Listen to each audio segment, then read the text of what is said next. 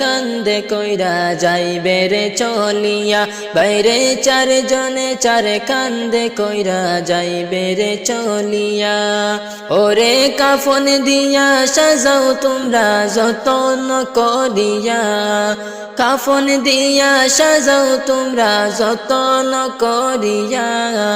যাইতাম আমার আপন বাড়ি সাজিয়া গুজিয়া, বাইরে যাইতাম আমার আপন বাড়ি সাজিয়া গুজিয়া।